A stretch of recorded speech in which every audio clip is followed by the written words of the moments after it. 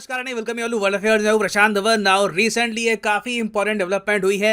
India और Saudi Arabia ने रुपी रियाल में ट्रेड करने की बातचीत स्टार्ट कर दी है। यहां पर आप देख पाओगे, आपको आर्टिकल दिखेगा, India Saudi Arabia discuss rupee riyal trade. Riyal obviously Saudi Arabia की करेंसी है और आपको याद होगा आज से कुछ साल पहले न्यूज़ आई थी कि चाइना और सऊदी अरेबिया ने भी बातचीत स्टार्ट कर दी है कि सऊदी अरेबिया डॉलर एक्सेप्ट ना करके चाइना की करेंसी युआन एक्सेप्ट करेगा इंटरनेशनल ट्रेड में। ना सिर्फ चाइना के साथ और जगह भी। और फिर हमने देखा एक बार को कि सऊदी अरेबिया ने थोड़ा बहुत युआन एक्सेप्ट भी किया है ऑयल की ट्रांजैक्शंस में। हालांकि ऐसा नहीं है कि सऊदी अरेबिया ने डॉलर को डंप कर दिया है, मगर ये एक बहुत ही इंपॉर्टेंट मैसेज था यूएसए को कि आपकी करेंसी को रिप्लेस किया जा सकता है। तो चाइना के बाद अब इंडिया आ चुका है यहाँ पर। रुपी एक बार इंडिया ने यूज करना स्टार्ट कर दिया सऊदी अरेबिया के साथ, तो ये एक मेजर गेम चेंजर हो सकता है भारत के लिए। Billions of dollars, billions of foreign exchange reserve हम सेव कर सकते हैं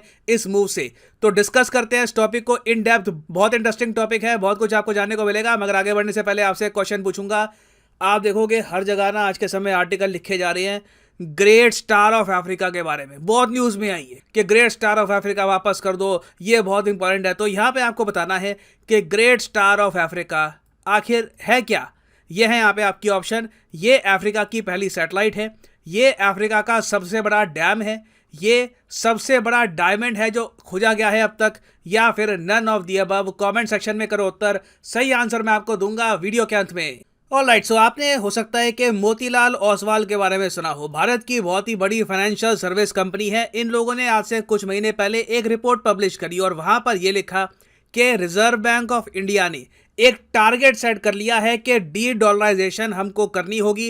इंटरनेशनल ट्रेड में डॉलर का इस्तेमाल भारत बहुत लंबे समय तक नहीं कर सकता। इससे हमारी अर्थव्यवस्था, करेंसी, इन्फ्लेशन, हर जगह हमको लॉस होगा। नाउ इस रिपोर्ट में यह भी लिखा गया कि ये जो पूरा प्रोसेस है ये कंप्लीट करने में बहुत साल लग जाएंगे। इन्होंने ये कह दिया कि इट विल टेक डेकेड्स। हो सकता है कि 20 से लेकर 30 साल भी लग जाएं डॉलर को कंप्लीटली फेज आउट करने में। इस पूरे प्रोसेस में छोटी छोटी आपको जीत मिलेगी कि कहीं आपने 10 बिलियन डॉलर का ट्रेड शिफ्ट कर दिया डॉलर से। अब आप जो लोकल करेंसीज हैं, रुपी, रियाल या फिर कोई और देश हो गया उसी करेंसी, तो वहां पे आप ट्रेड करोगे। धीरे धीरे करके हम आगे बढ़ेंगे। बट यहाँ पे आपका क्वेश्चन होगा कि भारत ये कर भी क्यों रहा है, हम डी डॉलराइज क्यों कर रहे हैं। देखिए, इसके प्राइमरली दो कारण है। पहला कारण तो ये है कि यूएसए ने जो सैंक्शन लगा दिए हैं रशिया पर, इसकी वजह से इंडिया और रशिया के इकोनॉमिक टाइज बिल्कुल खराब ना हो जाएं। तो हमको कहीं ना कहीं एक काउंटर स्टेप लेना था और इसलिए हमने डॉलर की जगह रूबल रुपी से ट्रेड करना स्टार्ट कर दिया। नाउ ये तो हमने बात कर ली एक स्पेसिफिक रशिया वाली सिचुएशन के बारे में। पश्चिमी कंट्रीज ने रशिया को बाहर निकाल दिया इतनी आराम से स्विफ्ट पेमेंट सिस्टम से। ये देखकर इंडिया भी चौंक गया था। स्विफ्ट पेमेंट सिस्टम आपको पता होगा इंटरनेशनल ट्रांजैक्शंस करने के लिए यूज किया जाता है। रशिया को इससे बाहर निकालकर इन्होंने रशिया का जो विदेशी मुद्रा भंडार है, फॉरेन एक्सचेंज रिजर्व, इससे ही रशिया को कट कर दिया। और इंडिया, चाइना, दुनिया भर के वेरियस कंट्रीज के कान खड़े हो गए थे ये देखकर कि स्विफ्ट का जियो पॉलिटिक्स के लिए इस्तेमाल किया जा रहा है। आज रशिया का नंबर है, कल को हमारा नंबर भी आ सकता है, क्योंकि अगेन हम मेजर कंट्री है। हमको आज से कई दशकों बाद का सोचना है, लॉन्ग टर्म प्लानिंग करनी है। तो इंपॉर्टेंट ये था कि हम एक कंटेंजेंसी प्लान बनाए। अब फॉर एग्जांपल यूएसए ने 2 एटॉमिक बॉम्ब गिराए जापान पे। उसके रिएक्शन में आपने देखा होगा चाइना, इंडिया, रशिया, कई कंट्रीज हैं, इन्होंने भी न्यूक्लियर बॉम्ब बना लिए। क्यों? क्योंकि जो यूएसए ने किया था वो देखकर कई कंट्रीज समझ गए कि ये बॉम्ब हमारे पास भी होना चाहिए एक डिफेंस मैकेनिज्म के लिए, कि कल को तुम हम पे यूज करो तो हम भी तुमको धमकी दे सकते हैं कि we will use it on you as well. तो देखो, डी डॉलराइजेशन ये एक ऐसा टॉपिक है जहां पर ये तीनों देश, इंडिया, रशिया और चाइना, इन तीनों के इंटरेस्ट मर्ज हो जाते हैं। हालांकि रीजन कंप्लीटली डिफरेंट है।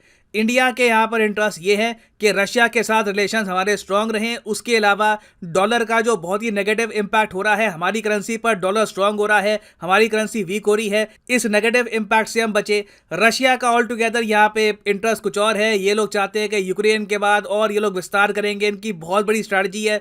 रशिया आने वाले 10-20 सालों में आप देखोगे बहुत हद तक विस्तार करेगा। ऑलमोस्ट यूएसएसआर की जो टेरिटरी है ये वापस कैप्चर करने की कोशिश करेंगे। चाइना का भी मोटिव कुछ हद तक रशिया जैसा ही है कि कल को जब ये ताइवान पे अटैक करेंगे तो मान लो यूएसए ने स्विफ्ट से चाइना को बाहर निकाल दिया तो उस केस में ये क्या करेंगे, डी डॉलराइजेशन अगर ये पहले ही कर लेते हैं तो चाइना की इकोनॉमी सर्वाइव कर जाएगी। और डी डॉलराइजेशन कैसे करनी है इसमें मैं आपको बता दूं, रशिया ने दुनिया को रास्ता दिखाया है।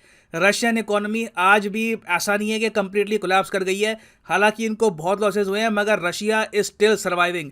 रशिया ने दुनिया को प्रूव करके दिखाया है कि you can survive without the dollar. और रशिया ऐसा नहीं है कि अचानक से डी डॉलराइजेशन कर रहा है। जब 2013 में रशिया ने क्राइमिया कब्जा लिया था यूक्रेन से, उसके बाद ही जो सैंक्शन लगे रशिया पर, रशिया को G8 से बाहर निकाल दिया गया, G8 बन गया G7, तभी से रशिया ने डी डॉलराइजेशन का प्रोसेस स्टार्ट कर दिया था। सबसे पहले तो रशिया ने यह किया कि जो इनके डॉलर डोमिनेटेड एसेट, जो इनका सेंट्रल बैंक है रशिया में, वहां पर डॉलर के बॉन्ड्स, ट्रेजरी बिल्स वगैरह ये कम करने स्टार्ट कर दिए। इसमें 16% की कटौती कर दी। उसके अलावा रशिया ने पर्टिकुलरली फोकस किया ब्रिक्स कंट्रीज पर। यह इंश्योर किया कि ब्रिक्स कंट्रीज को जो भी ये चीजें एक्सपोर्ट कर रहे हैं ना, वहां पर डॉलर का यूज 95% से घटकर सिर्फ 10% रह जाएगा। आप जान के हैरान होंगे, रशिया और चाइना लंबे समय से काफ़ी बार गोल्ड, काफ़ी बार लोकल करेंसीज में ट्रेड कर रहे हैं। रशिया चाइना ने 5 साल पहले ही डिसाइड कर लिया था कि ऑल टुगेदर ये डी डॉलराइजेशन में मिलकर काम करेंगे। तो रशिया का एग्जाम्पल काफ़ी हद तक इंस्पायरिंग है, मगर डॉलर से खुद को अलग करना बिल्कुल आसान होगा नहीं भारत के लिए। दुनिया का 70% ट्रेड आज भी डॉलर से होता है। और इंडिया के लिए प्रॉब्लम यह है कि जब हम ट्रेड करते हैं, मान लीजिए साउथ अमेरिका से, अफ्रीका से, आसियान कंट्री से, हर जगह ये सब मांगते हैं डॉलर। ये कहते हैं अपना रुपी तो अपने पास रखो, इंटरनेशनल फॉरेक्स मार्केट में जाओ, रुपी को कन्वर्ट करो डॉलर में और हमको आप दो डॉलर। अब डॉलर लगातार स्ट्रांग हो रहा है क्योंकि यूएसए में इंटरेस्ट रेट बढ़ाए जा रहे हैं। डॉलर इन द फ्यूचर और स्ट्रांग होगा, उसकी वजह से हमारी जो करेंसी है रुपी ये भी गिर रही है और इसका डायरेक्ट इंपैक्ट आ रहा है हमारे विदेशी मुद्रा भंडार पे। क्योंकि कहानी अभी ये है, हम लोग अपना विदेशी मुद्रा भंडार लगातार स्पेंड कर रहे हैं अपनी करेंसी को बचाने के लिए। करेंसी हमारी गिर रही है 2 कारणों की वजह से। पहला कारण तो जो तेल की कीमतें हैं ये बढ़ रही है, दूसरा कारण डॉलर बहुत ज़्यादा स्ट्रांग हो रहा है। तो we need to do something, the clock is ticking. ऐसा नहीं है कि हमारे पास अभी बहुत टाइम है, इंडिया के पास मैं कहूँगा 4-5 साल है।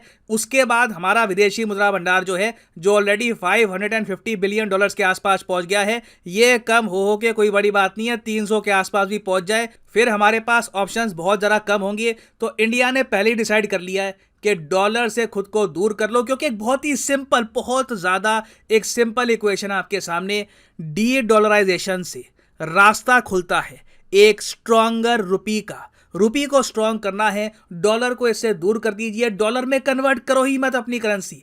अपनी करेंसी की वैल्यू अपने आप बढ़ाओगे, लगातार आप ट्रेड करते हो, इंडिया में आप करते हो मैन्युफैक्चरिंग, आपके गुड्स की नीड होगी, अपने आप आपकी करेंसी की वैल्यू उठेगी। और इसलिए पीयूष गोयल साहब जब रिसेंटली सऊदी अरेबिया गए तो बहुत सी रिपोर्ट्स पब्लिश हुई कि इंडिया ने डी डॉलराइजेशन का प्रोसेस सऊदी अरेबिया के साथ स्टार्ट कर दिया है।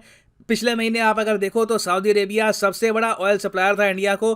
पूरे साल सऊदी अरेबिया नंबर 1 नहीं रहेगा, यूजुअली नंबर 1 रहता था इराक में, भी इस बार रशिया हो सकता है, डिपेंड करेगा। मगर हम लोगों ने कच्चा तेल परचेज करने में $120 बिलियन के आसपास खर्च दिए थे पिछले साल। सऊदी अरेबिया से भी हम करीब आप कह सकते हैं 15 से लेकर $20 बिलियन का ऑयल परचेज करते हैं। तो अगर हम ये पेमेंट रुपी में करना स्टार्ट कर दे तो कहीं ना कहीं राहत मिलेगी। हमारा रुपी जो लगातार गिर रहा है इसमें आप कुछ स्टेबिलिटी देखोगे। अब यहाँ पर देखो, चाइना का जो सरकारी मीडिया है इनका कुछ और भी कहना है। ये लोग कह रहे हैं कि देखिए, बिल्कुल डी डॉलराइजेशन के प्रोसेस में इंडिया, चाइना, रशिया एक ही नाव में सवार है, बाकी और जगह हमारे मतभेद होंगे।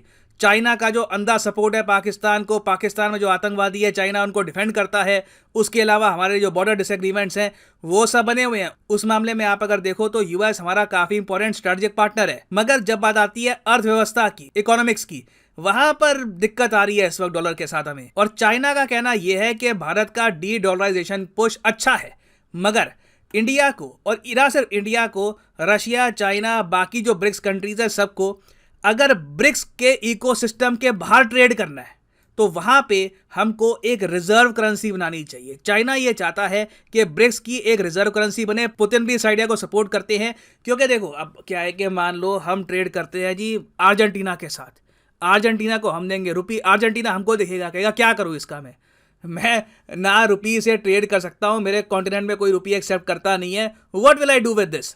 तो ऐसे केस में आप इमेजिन करिए अगर कोई ब्रिक्स रिजर्व करेंसी हो, तो हम अर्जेंटीना को कह सकते हैं कि इस करेंसी से आप बहुत ही आसानी से कुछ सामान परचेज कर सकते हो, चाइना से, रशिया से, इंडिया से, साउथ अफ्रीका से, ब्राजील से। ब्रिक्स कंट्रीज की आपको प्रेजेंस मिलेगी बहुत से कॉन्टिनेंट्स में।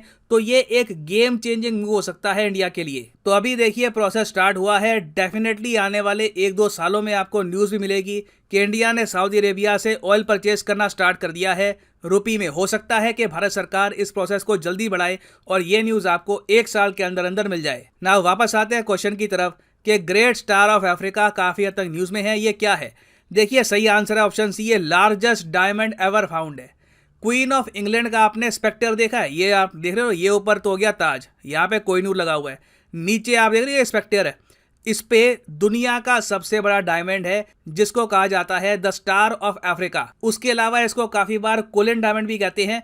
और ये डायमंड रिसेंटली साउथ अफ्रीका ने वापस मांगा है, जब से इंडिया की जनता ने कहा है कि कोहिनूर हमको वापस दो। साउथ अफ्रीका से भी अब डिमांड उठ रही है, ऑफिशियली गवर्नमेंट भी यहाँ पर मांग कर रही है कि रॉयल फैमिली को जो ये स्टार ऑफ अफ्रीका है ये वापस करना चाहिए। और फाइनली यहाँ पर मैं ये भी ऐड कर दूं कि आप किसी भी एग्जाम की तैयारी कर रहे हैं, चाहे UPSC, SSC, bank, NEET, IIT, JEE, comment section में जाओ इस वीडियो की और यहाँ पे पिंड कमेंट में आपको मिलेगा ये लिंक, और यहाँ पे आप परचेज कर सकते हैं the course of your choice. For example let's say आपको परचेज करना है आईआईटी एग्जाम का कोर्स, तो सिंपली यहाँ पर क्लिक करिए आईआईटी पर और यहाँ पे आप परचेज कर पाएंगे कोर्स ऑफ योर चॉइस। और जो प्राइसेस यहाँ पर लिखी है ना, फॉर एग्जाम्पल यहाँ पे आप देख पाओगे लिखा है कि आप 42 मंथ का जो कोर्स है ये आप परचेज कर सकते हैं सिर्फ 1900 रुपये पर मंथ देकर। ये प्राइस पे करने की आवश्यकता बिल्कुल नहीं है, सिंपली यहाँ पर कोड यूज़ करिए PD10 और प्राइसेस गिरना स्टार्ट हो जाएंगे।